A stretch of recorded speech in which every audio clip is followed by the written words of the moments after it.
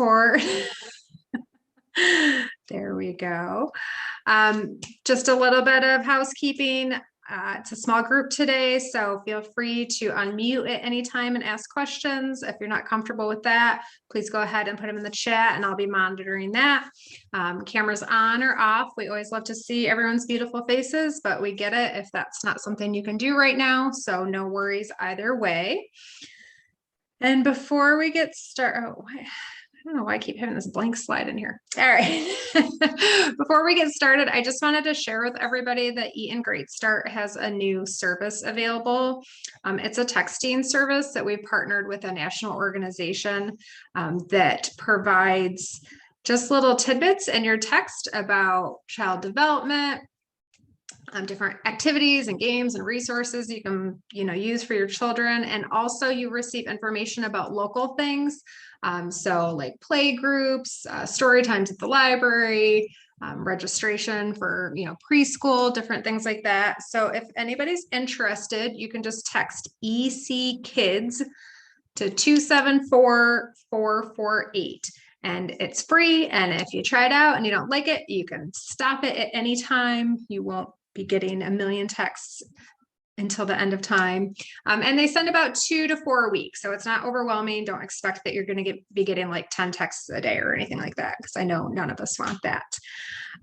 So welcome, Erica. Erica is here today to talk to us about all the things nobody ever told us about having that baby in your 4th trimester. So Erica, I'm going to go ahead and pass it over to you, and I'm going to stop sharing here. Awesome. Thank you, Marnie. This is so fun for me to be here. So my name is Erica Guthaus. I am the conjuror of birth reclamation for an organization called Rooted in Kalamazoo, and also the director of Red Birth Green there, which is a division of Rooted. Red Birth Green holds on to all things related to birth and parenting. So that's part of the reason why I'm here today, but also because I'm a mom. I have 4 kids who range in age from 9.5 to 15.5. So I have been in the trenches alongside of all of you, especially in this 4th trimester space, numerous times over. But I'm also a certified doula and family transition specialist. And so this is my first love. I love supporting people in just claiming a different type of experience as they're transitioning into parenthood. And so I love this topic because as soon as you step into the realm of parenting, very quickly, you start to recognize, oh my gosh, why did no one tell me this, right? Why did no one tell me that I would feel this way, that we would experience these things, that my baby would do this thing? Why did no one tell me this? Well, the very quick answer, and we could be done in like 30 seconds today, is nobody talks about these things, because if everybody talked really transparently about it, we would like eradicate the population over time. Like nobody would want to willingly step into this space, right? Some of these things are overwhelming, they're scary, they're frightening, all of that. And they would be enough to say, yeah, I don't think I want that for my life, right?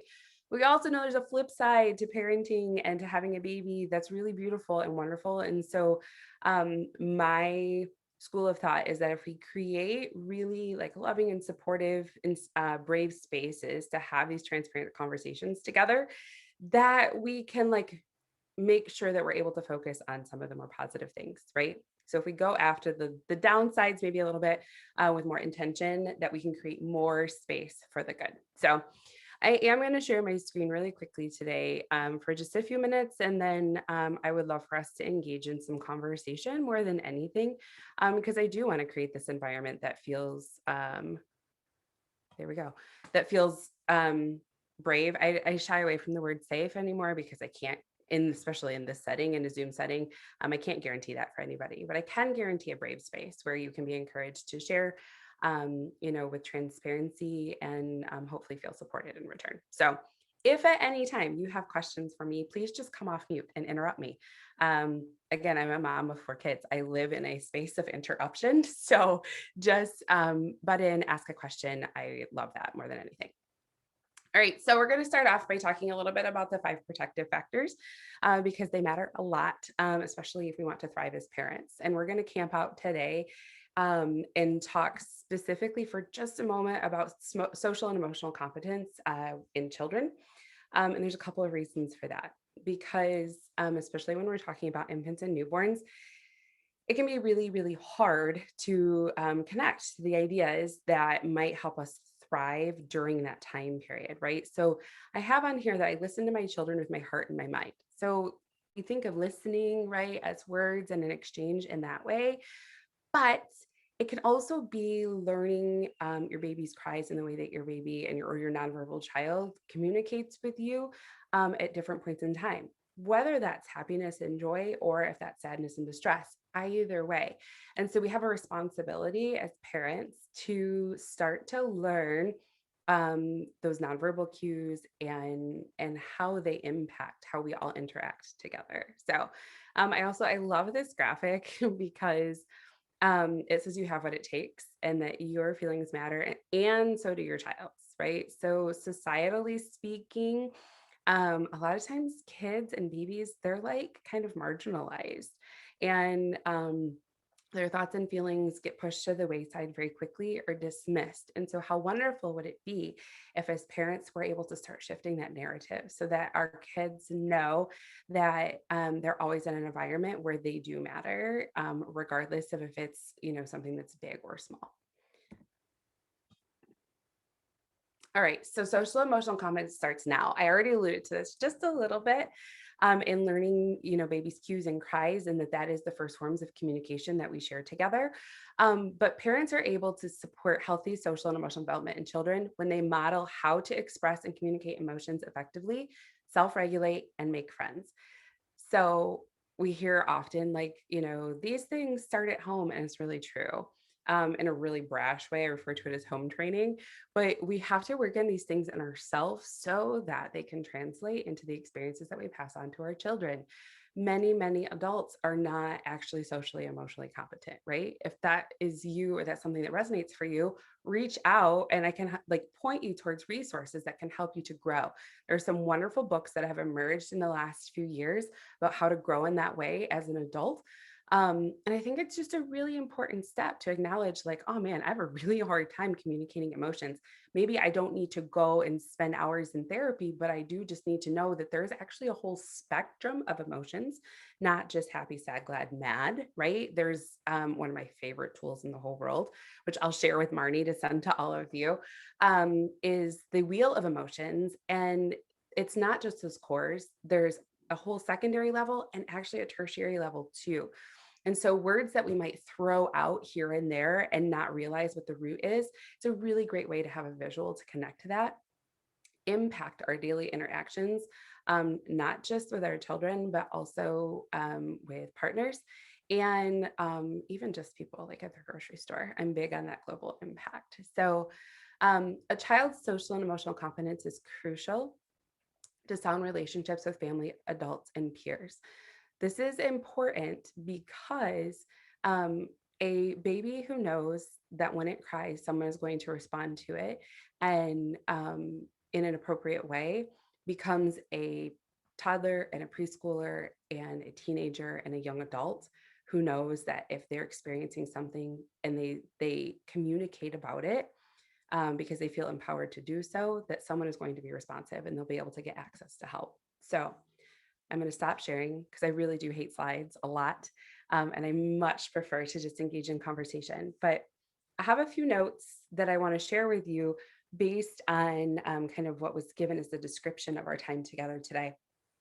The first two things on that list were support needs and community. And so I link those two together because the bottom line is that we're not literally not designed as human beings to go through this parenting journey alone. We've come to a place where we live very kind of insulated lives, right? Where like you pull into your garage or into your driveway or your parking spot and you grab your stuff and you go in your house and you do your life there. And then you leave and you do your errands and you come back and you rinse and repeat, right? And tools that exist now, things like school of choice that allow us to step outside of our, immediate dwelling area to connect with families and communities. can also be a hindrance because we're not interacting in the same way on a neighborhood level either. And so, what that means is that we just have to be really intentional about the choices that we make and how we go about life. That is so easy to say, right? That is so easy to say. It is not easy in practice because, well, one, COVID, right? That's the elephant in the room.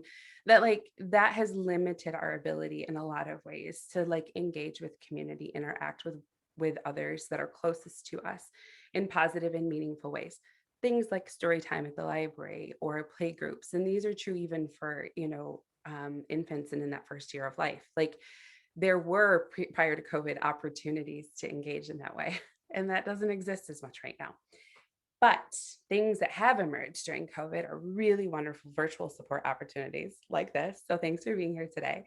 Um, and a really wonderful wealth of resources that all exist online, right? I'm not always a fan of baby groups on Facebook, but they can be a very valuable resource for connection because you know that you have access to a much larger audience of people who are in the trenches going through the same things as you. This is good, right? There's a lot of muck to wade through sometimes, but overall, that opportunity for connection is very good. So I never want to negate those as a place to find community and really feel connected.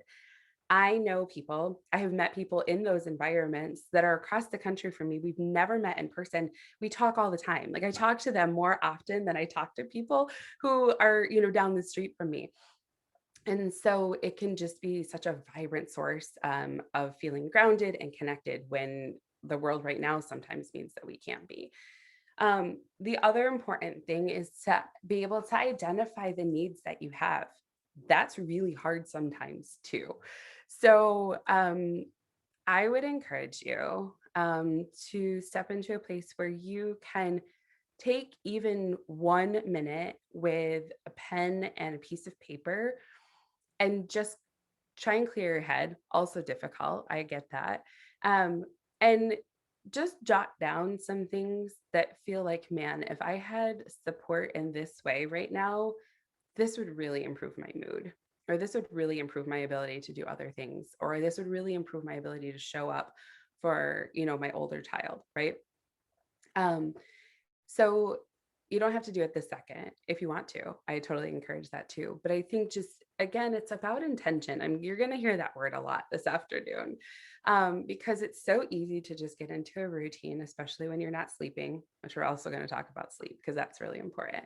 But it's really easy to get into the routine and just let things trickle to the wayside and start to create a narrative for yourself where it just doesn't matter. It's fine. I'll get back to that at some point.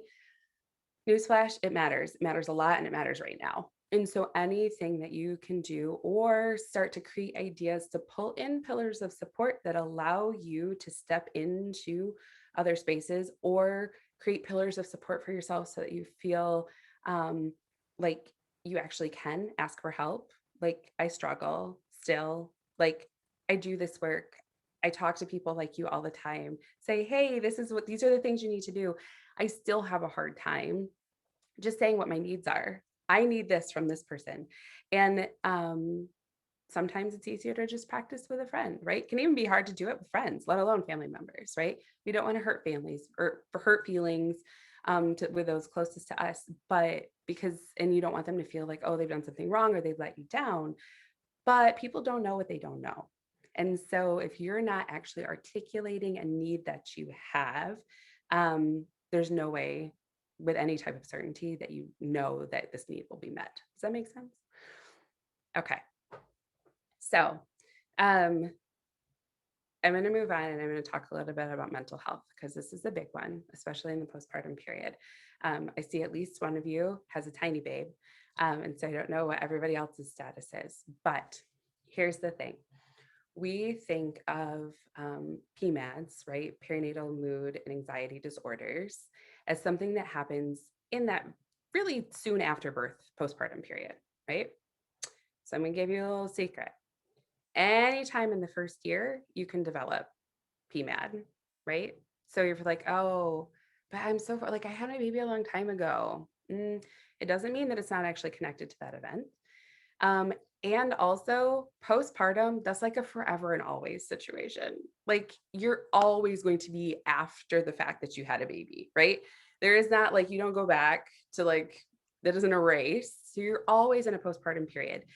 Kids are always changing. Family needs and dynamics are always changing, which means that for us as primary caregivers in a lot of ways, um, are forced to adapt and change and shift in ways that sometimes even our partners aren't, right?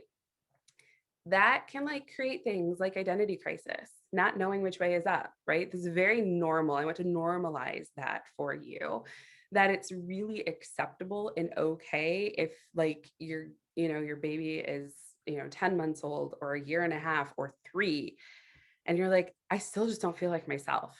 I want to encourage you to talk to somebody about that because yes, there are things that you can do yourself to start to like reconnect, but also we go through major chemical and hormonal changes in our bodies as birthing people.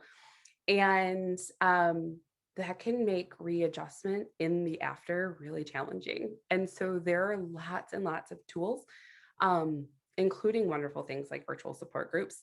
Um, there are screening tools. There are, primary care physicians that you can talk to. There are group therapy programs. There's medication support. There's so many resources. And so but I think it also starts with being honest, being really honest and transparent with yourself about how well you are or aren't coping. Again, let's talk about the elephant in the room, which is COVID, right? Having a baby during COVID is one of the most difficult things I have supported people in their journey, because it has stripped away so many opportunities and increased instances. It's like the perfect storm for PMAS to develop. Like we have a constant threat that's looming, right? Like that we cannot necessarily protect babies from right now. And so that sometimes means kind of living in a really isolated state, right? Because you want to do what's best and you want to make sure you're not like overexposing or anything like that. Isolation, it's not great for trying to stave off a perinatal mood or anxiety disorder. Um, and also, if you would normally rely on like parental support, right? A lot of those parents, grandparents, they're in a space where they may still need to move in a delicate way, right? Related to keeping themselves safe. Um, it's just really, really tricky. It's really tricky. And there is a level of support that comes from having someone be able to come alongside you physically in person and offer support that you can't get in those virtual settings, no matter how wonderful they are. And so sometimes you just need an extra set of hands, and that's okay. But it starts with being really honest with yourself about that. But like, I need help, right? So again, resource wise, there are wonderful resources both at a community, state, and national level when it comes to PMADS. And so we can make sure that you're connected with those if that's something that feels beneficial to you. I want to make sure that people always know that there are options. In Michigan, actually, we're so lucky because we have wonderful programs not far away from us, actually, that can add an extra layer of support when that's needed. So I said we were going to talk about sleep, and that time is now because sleep is so vital. And it kind of goes into all of these other areas, right? Like we know babies sleep, but they don't necessarily sleep when we want or need them to. And we know that people love to say, oh, you just sleep when your baby sleeps. And that's not always realistic either because we're not babies, right? We're adults. And so we have very different sleep needs than them. Also, I think that we should just be really honest about like the term, like, oh, I slept like a baby. That's crap because babies don't sleep, not like that. Like they sleep in a very different way. And so I think that we should be honest about that too. So, but what I want to encourage you with is that during the time period of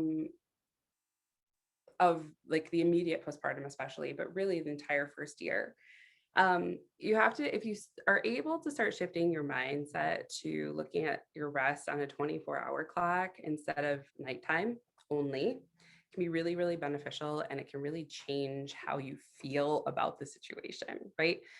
So looking at it that way, if you're looking at it like midnight to midnight, right? Because the day doesn't really start at 8 a.m. anymore or 7 a.m. You're looking at it midnight to midnight. Um, and you think to yourself, like, I really, really need 8 hours of sleep, right? In order to function and do what I need to do. So what that means then is that midnight to midnight, you need to make sure that you're getting 8 hours of sleep and or rest. We're going to talk about rest in just a second. During that 24-hour time period, right?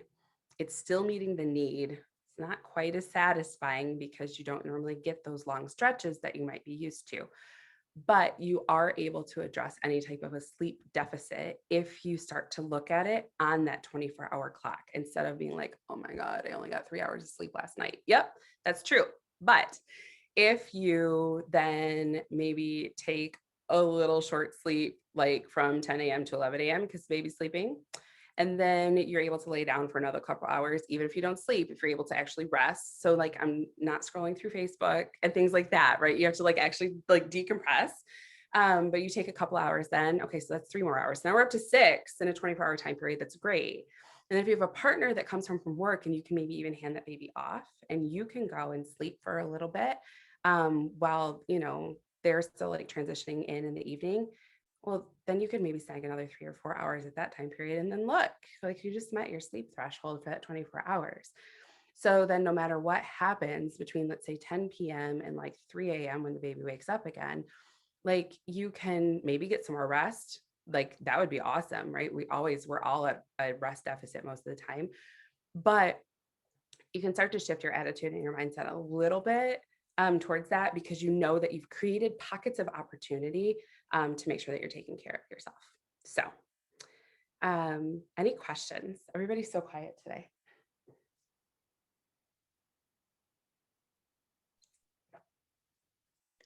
Erica, I just wanted to jump in and something you shared last week with that sleep that I found that reminded me so much of my time was if you have a partner to really just try and set up that schedule. So my baby did not sleep at all, you guys. The first time he slept more than 4 hours in a row, he was 5 months old. Like, and we thought he died. Like, it was horrible. Like it was, I was asleep, but my husband did not sleep at all because he's like, why is the baby waking up? It's just standing there staring. But my husband went back to work in 2 weeks. He had 2 weeks off, which was amazing in the great United States of America. And what we really found worked for us was, he got home at 5:30, we would have dinner together, and then I went to bed at like 7. And I would sleep, and he would bring baby in when we needed a nurse, but I would sleep till about midnight, and then he would go to bed, and then I would be on. But really not trying to like both be on at the same time, and just accepting that maybe we weren't going to see each other as much during the week and we weren't going to spend much time together, but I was going to be able to get that sleep it just made all the difference in the world. And we really tried in the beginning to be like, oh, when we're both home, we'll just take turns and this, and it was like, no, like I need to sleep, you need to sleep, and this baby's never going to sleep. Good news, the baby sleeps now, but he's 12. Yeah, so I was gonna say, let me tell you about what sleep looks like now, because it all shifts. Yeah, by like 2, he was a great sleeper, but the first couple of years wasn't great. And I think a lot of it that we don't talk about is that sometimes you do have to sacrifice some of that time with your partner so you can both take care of yourselves and take care of each other, right? Like you can't always just decide, oh, well, we go to bed together every night at 10:30. You don't anymore. Like, you don't anymore. And you will again someday, but like right now you're not going to. And I think that doesn't get talked about a lot with the sleep stuff, is that like we make some different sacrifices so we can take care of our bodies.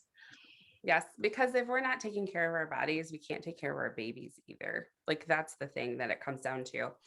I love that you just brought up partners and like the relationship and the impact it can have, right? Because I don't know about you, But if I don't get enough sleep, I'm actually really crabby. Not super fun to be around for my partner, especially because a lot of it gets directed towards him inadvertently. I don't even mean to, right? And so if it's just like looking at it from that standpoint, like I want to still like you and I want you to still like me. And so for this time period, I think we might need to try this. It'd be super, super beneficial. Um, I also think it's really important to think about like no one ever told me that like this is a season, right? This is a season of life. And it doesn't last forever. It really doesn't. Even on the longest of nights or the longest of stretches where it's really hard, it does actually shift at some point. And so I think it can be helpful to like remember that like this is a time period. I am not going to throw out the lovely phrase of like, oh, you have to enjoy every minute. Nope, that's a load of garbage because you don't. In like some parts of having a baby and having, going through that first year after birth just stink. And that's okay. Let them, right? I talked about the whole spectrum of emotions. Like that's part of that is connecting in that way and saying, like, I really didn't like this part, right? Or I even didn't necessarily like my baby at this point in time. Nobody's willing to say that, but I want to introduce that here today. Like, it's all right if it stays temporary, right? So we go back and talk about PMADs and mental health stuff. If that becomes like every single day, like for an extended period of time, that's when I want to encourage you to reach out to somebody and have a deeper conversation because that is not normal. Isolated and so like we're not supposed to have good days every single day, right? We're human and our life is flawed. And so it's okay to have a not so great day. It's when they start linking together and they don't lift, they don't shift, that's an issue. And we want to address it sooner as opposed to later. Because like I said, there's a ton of brilliant resources available, ranging from very low to very high intervention, right? Sometimes it just takes a little bit of something or a little shift, and then everything is kind of bright and rosy again. And it's many, many more good days than bad. So, but I want to talk about relationship stuff, right, in the postpartum period, because nobody ever talks about that. So, and I think it's really important that we do so. So let's dip in a little bit and talk about partners and connection and hormones and libido and all of the juicy stuff that like really matters again to your longevity as in a relationship, but also to your humanity, right? Like as a person. Um, I distinctly remember feeling totally dead inside after I had babies because, again, sleep deprivation, hormonal dips, breastfeeding, feeling like I was like swimming in my own body fluids all the time, right? Like just that swampy feeling. You guys know what I'm talking about. You just feel swampy all the time because if you're not like soaked in breast milk or spit up from formula, then you are having a major either hormonal like crash or like elevation. And so then you're like suddenly super sweaty and you feel disgusting, right? Like this is just what it is. Nobody talks about that part either. So again, like that's normal, like, but it doesn't mean that it's fun. And so when you're feeling like that, it's like, why would I want somebody else to touch me or even be close to me for that matter? Because I feel gross. And so if I feel gross, then I feel like I'm exuding gross. But here's the cool thing. So the same hormones that make us feel gross actually like attract our partners to us. Like they're the same, like it's just the wildest thing. The same thing happens during your menstrual cycle. Usually when you feel the grossest, like your pheromones actually change so you smell amazing to your partner. Like what the heck? Why are we designed this way, right? Like Erica, oh my God. I say that every month when I'm like ovulating, like I feel like crap. And I'm like, how does this make sense? That right? like I know I'm ovulating, I know my body, but I don't want to be like near anyone. I'm like, this doesn't, who designed this? I know. This I makes know. no sense. That's Like why I only have one kid, you guys, because I'm always like, go away. our bodies are incredibly cool, right? Like we grow humans and we can sustain them. Like that's amazing. And also, like on a chemical level, there's crazy stuff that goes on. And so I think it's just really important to recognize again, like language and transparency and being able to say, like, listen, I see the look in your eyes and I'm not there yet, right? Like it's mutual respect. That's all right. Let's also talk about the fact that like just because you have a 6-week postpartum visit doesn't mean that you're and like your doctor's like, yes, you can hop back on the saddle. It does not mean that you're mentally or physically ready to do that, right? Your body produced one, a human, and two, grew a whole separate life sustaining organ via placenta, right? Yes, 6 weeks is a while, but it's not like that whole process that happened over 9 months, right? So the idea that we're like ready to like get right back to things at 6 weeks is ridiculous. It's just ridiculous. Um, that placenta, it detached from inside your uterus. It left behind a dinner plate size wound, right? This is the average size of a placenta right here. There was a wound, just like if you skinned your knee because you fell down, there was a wound in your uterus that still needs to heal. So, like, even if your bleeding is stopped, it doesn't mean, like once your scab falls off, right? It's the skin is there, it's healed, but it's still fresh and can be a little tender. Same thing is happening inside your body. So just be mindful of that and be mindful of having really transparent conversations with your partner. I think it's important, like, because you need to honor yourself in the process so that you can go on and have more babies if that's what you choose to do, but on your time, because it's really important.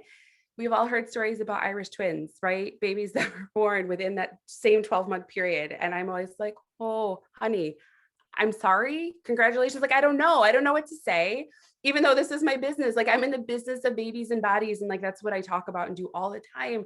I don't know what to say in those situations. Cause for me, that's very, very overwhelming. Like, to think about that. Some people are really jazzed and super excited and they're like, yep. And then we're done. Like, that's it. Right. But only if that's what you choose. Like, it needs to be a really informed and intentional choice. And I don't ever want to see somebody like end up in a situation where they're like, oh my God, this is not what I want. And now I don't know what to do. And that can happen even in like a really committed relationship. Let's just be clear, right? It doesn't have to be something weird and like a one-off situation. Um, and so I just think it's really important to talk about. Um, the other thing that I think is important to talk about is that ovulation can occur in the postpartum period, one, even if you're breastfeeding, and two, even if you haven't started bleeding again. So, the one thing that is important to talk about at that 6-week appointment is birth control, if that's something that feels important to you, right? And making sure that you have all of the options on the table because it doesn't have to be hormonal. It can be barrier contraceptive, and that's okay if you use it consistently. Um, but I think that the messages that our bodies send us. So like, even if you're somebody who normally like practices fertility awareness, you don't get clear messages from your body until really at least 3 months postpartum. And that's only if you're not breastfeeding.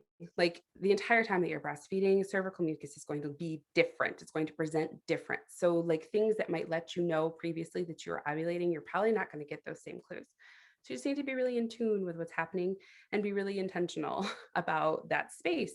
But also because of all of those wonderful hormones that allow us to do things like feed our babies with our bodies, libido can be an issue, which is why people don't ever want to talk about this. Like, ugh, I'm repulsed by the idea of sex right now, right? It's disgusting. I never want to hear the word again. A lot of that is normal. So I want to say that again. Like, it is normal to be so disinterested in the very process that got you in the position now that is leaving you disinterested, right? Like, that is okay. Now, if it's like 2 years after your baby and you still feel that way, that's the time to have a conversation with somebody again, right? Like, at some point you should start to like reconnect, right? And I'm going to talk about reconnection in a second because that's also something that like makes you feel uncomfortable, but we're just going to go all the way in today because that's what I do best. But like, there should start to be a process, usually by about a year, if not before, 6 months to a year, where things start to like waken back up and you're like, oh, I think I kind of like this person, right? Like, and I think I could actually step back into an intimate space. It might start with hand holding, right? Like, and actually sharing physical space with another human being that is not your baby again.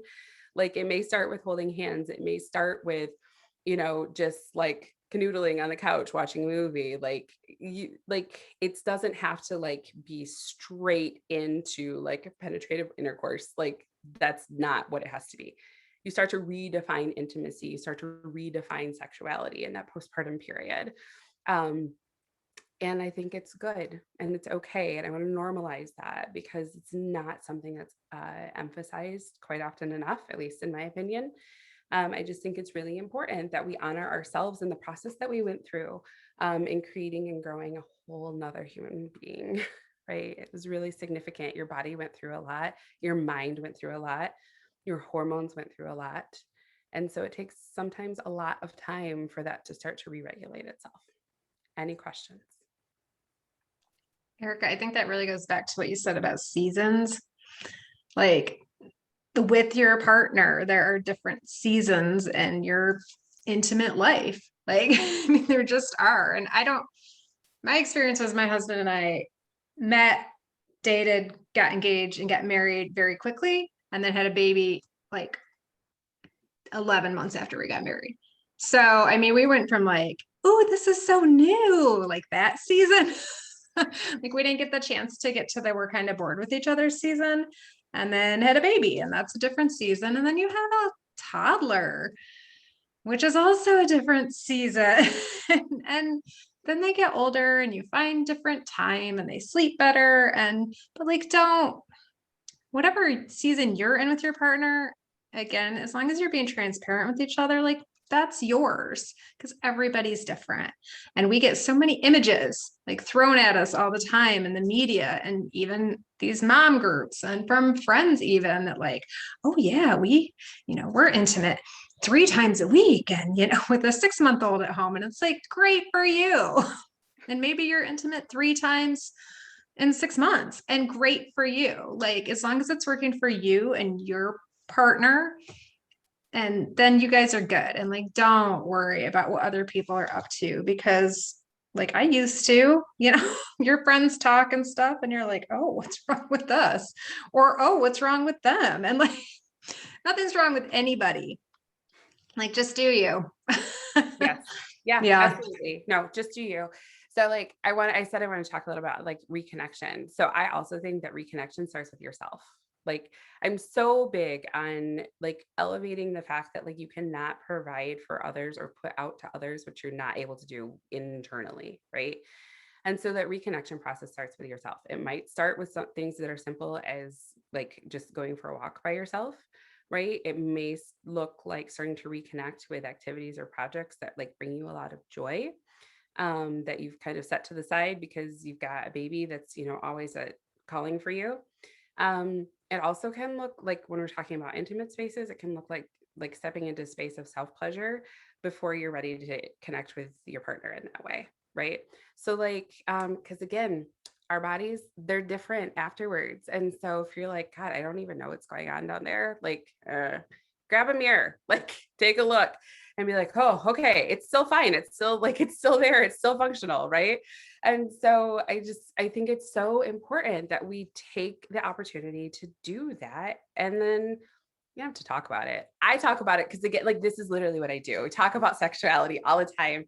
And so I'm very comfortable. And I know that when I'm proposing to you right now, it can feel very, very uncomfortable and way outside your comfort zone. Maybe just try, like, give yourself permission. And if you need somebody to give you permission, I'm doing that right now. Like I'm giving you permission to step outside of your comfort zone and try something that makes you uncomfortable, because on the other side of that discomfort might actually be a really cool pathway to discovery and might be like the opportunity that you're like, oh, I think I'm actually more ready for this than I thought. So I think that, again, giving yourself a lot of grace when it comes to stepping back into intimate spaces in any way, shape, or form after you've had a baby is really beneficial to all parties involved. Um, and it's not always easy. So let's be real about that too. Like it can feel like there can be a lot of worry, there can be a lot of shame, like, oh, I don't want to let my partner down. I don't want to lose this person, like all of these things. Those are valid feelings and emotions. Like they're very real. And so I don't want to negate that either. Also, like partners go through a lot too.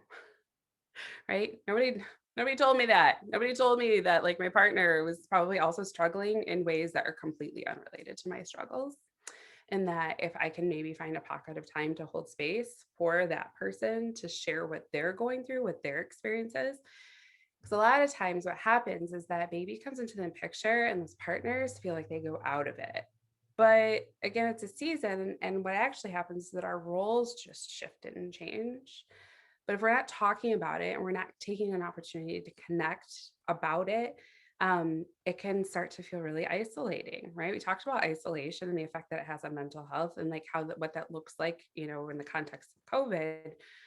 But isolation within the context of a relationship can feel very icy and very scary, and can also lead to mental health issues in not just in people who birth babies, but also in their partners. So, um, and I also know that I'm asking a lot to say if you could maybe find space to hold space for your partner, right? Because you're like holding on to so much right now as it is. Um, I also believe in relationships and being able to like dig in and do the hard work because relationships matter, and stress and tension in environments, even for infants, that affects them on a neurological level that can have lasting consequences. And so if we can work together to create really healthy, whole environments in which to raise small humans, like that's a gift to all of humanity, right? Because it doesn't just impact us and our kids and our household. Like those go on to be kids who are super aware and empathetic when they go out into the world, when they're at the playground, swinging with a friend that they just met. And, if that friend falls down, that's the kid then that is able to say like, oh, here, let me help you, instead of like, let me scoff because you're interrupting our play, right? It's two very different responses to the same situation, but it literally starts right now. um, and being responsive, and not just to our babies, but to the environment that they're experiencing all of the time. um, Environment is important. Like, you know, I think about birthing environment a lot when we're working with birth doula clients, because small humans are very, very perceptive, even if they can't communicate with us via words. Um, they let us know if they're feeling out of sync. And it's by way of not sleeping or crying or refusing, to feed. And sometimes, like, it just can be remedied by being willing to like pick your baby up and like snuggle them in and just hang out. Like, I'm actually super jealous of your rocker time right now, Lane. Like, just being able to snuggle in, like, yep, that's so beneficial, not just for your baby, but for you too. Like, there's a lot of co regulation that happens when we can be responsive in that way. And again, it's not always possible, right? Our arms get tired. Like, and that is so, so fair. And it's okay to also put your baby down, but being able to like exhibit, and this goes back to that social emotional competence piece, right? Like that when we are able to really dig in and like connect with our small humans, even in these early states, we're really creating an opportunity to lay beautiful foundation work for who they become as they continue to grow. So that is all that I have on my list for us today. I would love to like give you the opportunity to ask questions, share feedback, like generate conversation. I'm totally here to hold space for that for the rest of the time that we have together.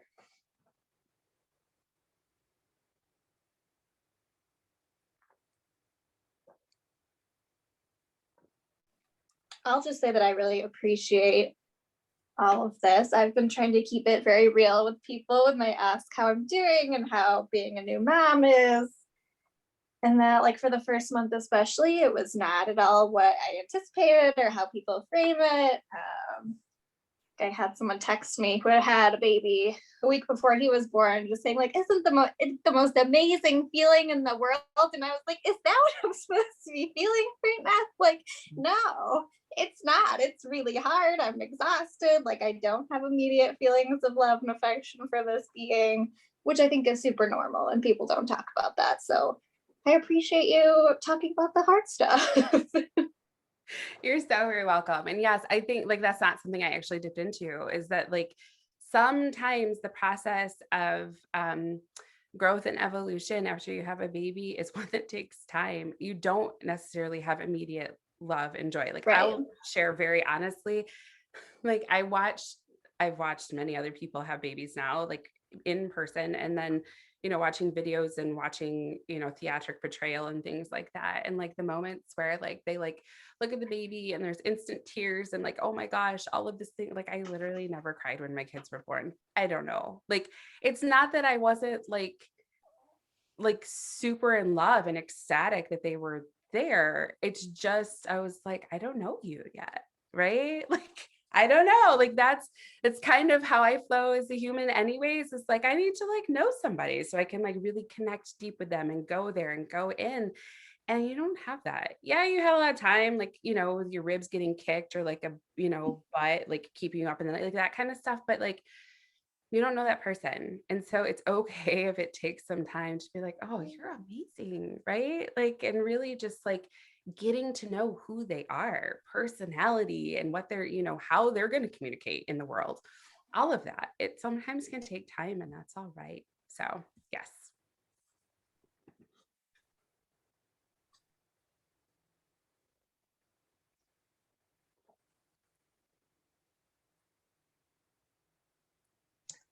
I'll share that I did not. I had a super difficult, very long labor. Nothing went the way it was supposed to. And yeah, they're like, cut that baby out of me. And we're like, here's your baby. And I'm like, great.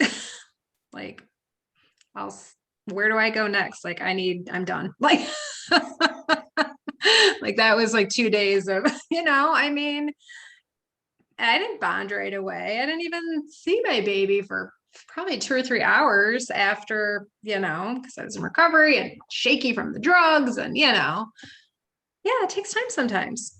I don't meet like you, Eric, I don't meet anyone on the street and all of a sudden be like, oh, it's the best thing that ever happened.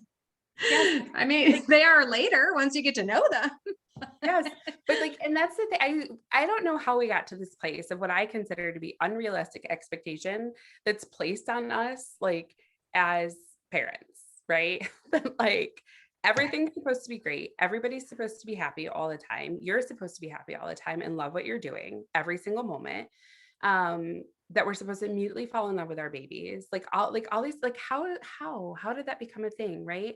And or even to take it a step farther, like then that gets passed on to infants and children, like who do not have fully developed neurosystems, right? They're still figuring out their pathways and figuring out their place in this world and how to get their needs met.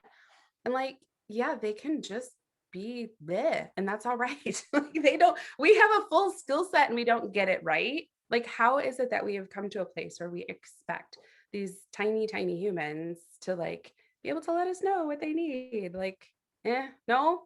And sometimes they don't always get it right either, right? Like, oh, that was the wrong cry. That was not the right thing, right? Like, I thought that I wanted you to feed me, but what I actually wanted to be is just be held and be close to somebody, right? Because I don't really know how to do that on my own yet either. Because I've been with somebody for a long time in real close proximity, and now I don't have that. And so I need to figure out how to do the next part. Like, we can usher in this transition for them. That just because they're out doesn't mean they're like done needing us in that way with like, lots of contact. And I could go on a whole tangent about like the cool chemical exchange that happens between infants and their caregivers. But it's super neat, like how co-regulation exists in that dyad in particular, that like our olfactory systems, so the way we smell and take in things, like help the adult side of it. And then that translates to the chemical side with babies. And it's insanely cool. Again, human design is fascinating and it can be a little bit wonky, right? So we hold space for the wonky part and normalize the wonky, and that it's actually maybe not as crazy or off base as we think it is. So. All of that, Erica. It's all weird. Yes, for sure. I appreciate your comments about, in interpreting babies' cries, and sometimes they don't know what they need. I think we're all, again, back to that, like those weird expectations, like you get this idea that you're somehow just supposed to like know.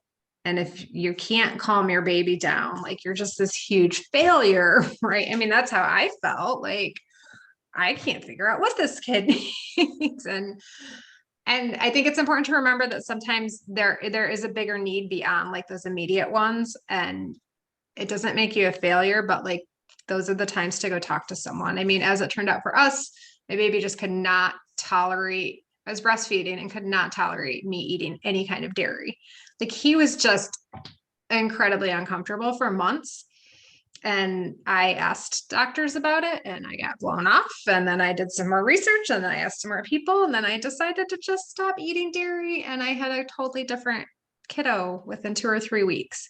So like, trust your gut when you think something's wrong, and don't necessarily always let other people tell you that like, that's just the way it is. Especially doctors. Like, Yeah. I'm not here to like rail on them, right? Because they have a lot of education, a lot of knowledge. In general, you are the expert in your baby. Nobody knows your baby better than you do. Not now, not ever. And yes, trust your gut. That's not usually something I talk about in this particular chat. But it's super important. Like if you have a nagging sense that something's just not quite right, keep pursuing it. And that's not just in relationship to your baby. That's in, the context of your relationship with your partner, your own physical health, your well-being, all of those things. If something feels off, and even if you have people who are like, oh no, that's normal, like keep digging, have more conversations. Because you are the expert in you are the expert in your baby. And so, yes, while the general population might, be served by the set of information that a particular physician has, it may not hold true for your particular situation. And that's okay. Again, normalize that. Like, I ask why about everything. Asking why is my favorite question. It's real annoying when it's a toddler. I get that, but it's also a really powerful tool, right? So like, if you bump up against something and you're like, here's the adult version of 2-year-old why. It's, could you tell me more about that? Like, it goes a long way in trying to like get to whatever is supposed to be next. And like, just, remain curious and like, could you tell me more about that? I'm really curious about, why you're suggesting that or this, like just going about it that way. There's nothing wrong with that. We've been conditioned to believe that we're just supposed to like fall in line and do the things because it's what we're supposed to do. And that's just not true. So especially when it comes to raising humans, because we want to have them, be able to impact the world in a positive way. And that means doing our part to make sure that they're receiving the very best that we can give them. And if we can't give them something, then like we connect to resources like this, like to say, oh, I think I want some more information about that. Right. And so I want to have a conversation. I want to dig in a bit more in this area. Like you don't have to know all the things. You just have to know how to get all the things. That's my secret of the day. And we put a lot of pressure on ourselves as parents and caregivers, right? That like, oh, we have to know it all. I have to be able to make this baby stop crying. I have to be able to get this baby to sleep. No, you just have to know somebody who can, right? Sometimes that's a doula. Sometimes it's a grandma. Sometimes it's a friend. Like everybody needs a baby whisperer friend in their life. Like the person who you're like, oh my gosh, I don't know what's going on with this kid. And you're like, like, let me listen. Like, oh, have you tried this? Like, let me listen to that cry. I might be able to like help give you a pathway to try, right? Or you know what? I'm getting my car. I'm coming over and you're going to go lay down and take a nap and I'm just going to sit. And if that means that this baby fusses the whole time, then I'm okay with that, right? I can do this for a little bit. So everybody needs that person in their life. So if you don't have that person, figure out how you can like connect with that person. And maybe it's somebody that you meet in a group like this, right? You're in a similar season and you can spell each other in the same way. That's always a really beautiful connection that can happen as well. So, yeah. Well, thank you so much, Erica. I'm going to start having you back more if you're willing. Because we're always going to have new mamas. That's the funnest part of all of this, right? There's always new people having babies, and it is such an interesting time in your life, and one that is just not talked about very much. No, The clothes and the nursery and and when do you go back to work, and are you gonna breastfeed or are you gonna nurse? And like, that's about same thing, breastfeed and or bottle. But like, that's about as far as anyone ever gets. No, it really is. It's the whole time period that's like skipped over. Yeah. We get really gung-ho about everything leading up to the actual birth. And then our eyes go to, if I have to go back to work, like, what does that look like? Or my partner's going back to work, what does that look like? How am I singular, how am I going to do all of the things that I need to do? And there's just this whole segment in between that like contains so very much, right? So very much in this time period. Just in the first 12 weeks, let alone the first year of life, but like the first 12 weeks, that fourth trimester, like it's ripe with opportunity to like do things really well if you think about them with intention, or to have it feel like a disaster and like, oh my gosh, I never want to do this again, right? So simple changes. My motto that's gotten me through all of COVID is doing small things with great consistency, right? You have to make drastic changes in order to feel like you're really killing it in the postpartum period, but like doing small things with great consistency in postpartum can make a world of difference. Awesome. Yes. Well, I want to thank everybody for coming, and Erica, I'll share that we had a couple chats and just Madison had to leave a little bit early, but wanted to thank you for your wisdom and experience today. And Alyssa, also thank you. She's feeding her little one. So thank you. Thank you guys for taking some time this afternoon, and thank you for letting us see your babies. Yes, I always love that. Even when it's via screen, I'm like, oh, like it's just baby squish, and there really is. I know there's been such a lack of baby sightings in this last year that it's so exciting to see little ones again. So, all right. Well, thanks everybody for coming, and enjoy the rest of this beautiful day. Yes. All right. Thanks, guys. Bye, guys.